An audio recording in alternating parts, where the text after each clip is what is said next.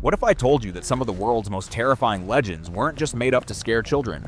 What if they were based on real events, real diseases, and real people that nobody could explain at the time?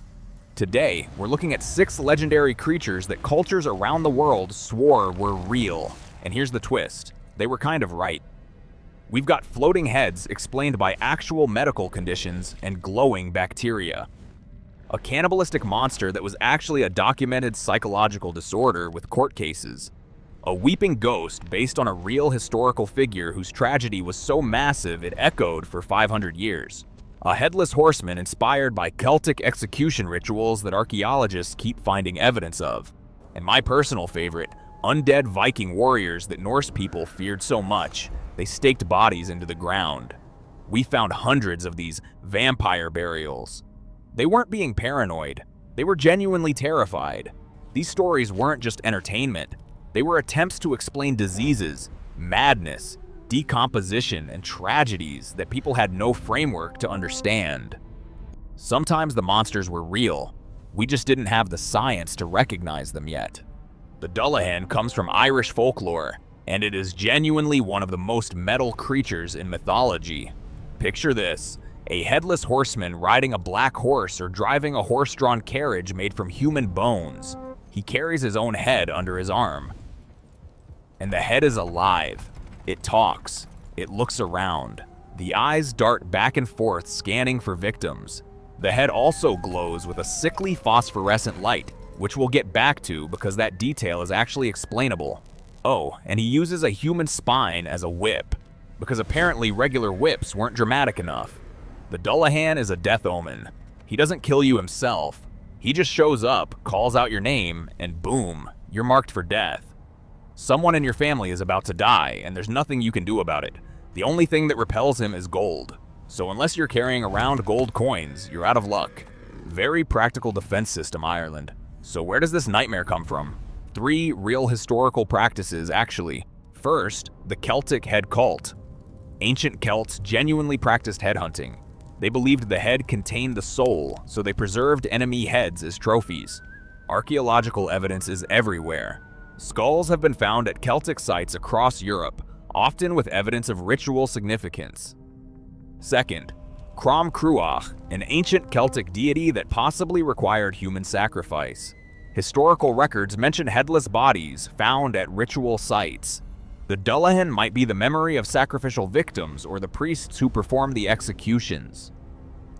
Third, Gauntsean warriors, which translates to without head.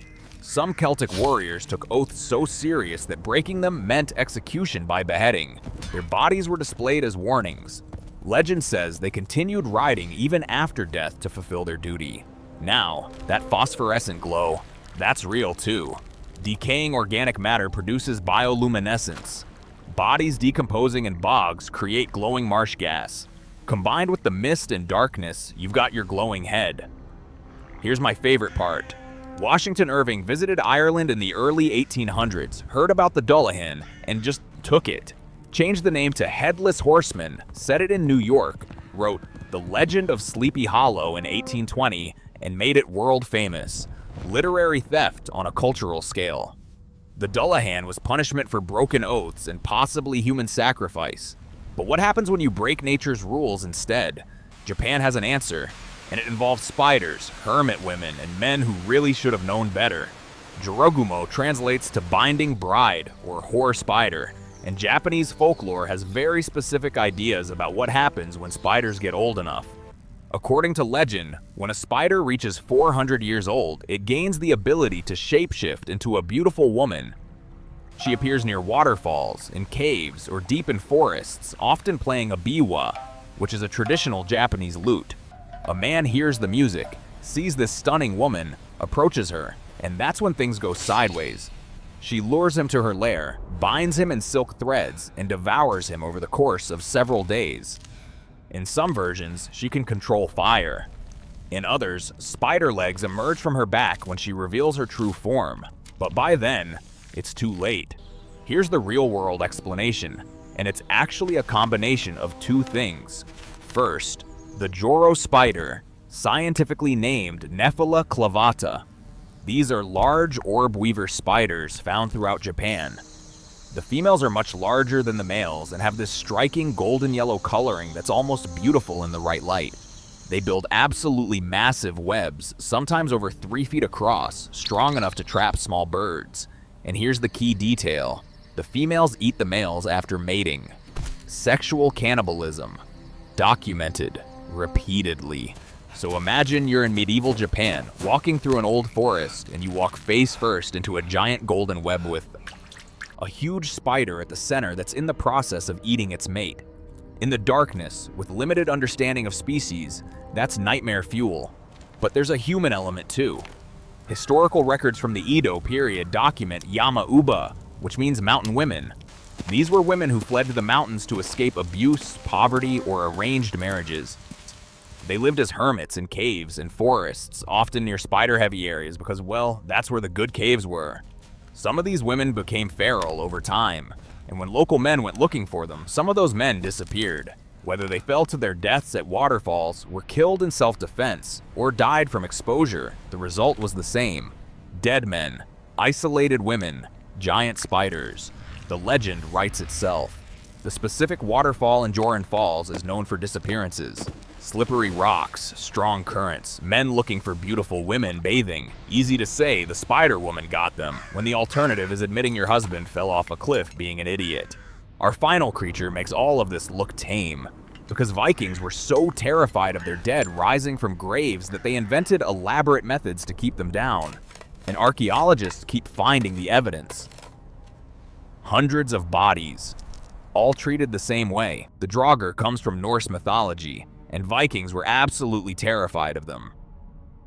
These weren't mindless zombies. Draugr were undead warriors who retained their intelligence, their combat skills, and their memories. They could speak, use weapons, and employ tactics. Some could shapeshift or grow to enormous size. They guarded treasure in burial mounds and would kill anyone who disturbed them. They could drive people insane just by looking at them. They spread disease and plague wherever they went. And they appeared in dreams before attacking, which is somehow worse. Now here's where this gets real. Archaeologists have found hundreds of what they call deviant burials across Scandinavia, and the methods are remarkably consistent. Bodies staked through the chest, large rocks placed on the torso, heads removed and positioned at the feet, limbs severed and repositioned, bodies buried face down, some bound with iron chains. This isn't isolated. This is everywhere. Specific examples. In Firkat, Denmark, they found a body that was decapitated, with the head placed between the legs and a stake driven through where the heart would be. Dated to the 10th century. In Iceland, multiple burial sites show bodies with stones placed in their mouths. The theory is it prevents them from biting their way out or shouting curses. Swedish graves have been found with sharpened stakes positioned to pin bodies to the ground. Not just one stake, multiple stakes. They were really committed to keeping these people down. So why did they do this? 3 real explanations. First, disease. Bodies that didn't decompose normally due to cold climate and certain soil conditions looked fresh when graves were accidentally opened. Bloating from decomposition made them look like they'd grown larger. Blood pooling in the mouth looked like they'd been drinking blood. Second, people were occasionally buried alive. Catalepsy is a real condition that mimics death. Some people woke up in their graves, tried to escape, and moved their bodies into different positions. Scratch marks have been found inside coffins. That would absolutely create terror about the undead. Third, social control. Cruel people, troublemakers, or those who died in disgrace were given these burials as extra insurance. If you were a horrible person in life, the community took precautions. And here's the thing, plague victims were often treated this way too. The fear that disease could spread from graves was based on genuine concern. Bodies were vectors for infection. The Norse sagas that describe Draugr also describe these exact burial practices. The stories weren't just fantasy. They were records of what people actually did when they were genuinely terrified of the dead coming back. We found the bodies. Hundreds of them. Stakes, stones, decapitation, the works. The Vikings weren't being superstitious. They were taking every precaution they could think of. And honestly, finding all this archaeological evidence makes it even creepier. 6 legends, 6 cultures, and every single one rooted in something real. Glowing bacteria and disease created floating heads. Starvation-induced psychosis became cannibalistic spirits. Colonial tragedy turned into a weeping ghost. Celtic rituals left headless warriors. Spider cannibalism and mountain hermits merged into monster women. And Vikings staked down their dead so thoroughly that we're still finding the bodies. These weren't just campfire stories, they were explanations for phenomena people couldn't understand yet. Which origin surprised you most? Let me know in the comments. Your ancestors created these legends for a reason. They were trying to make sense of their world. Subscribe for more mythology decoded. Sweet dreams.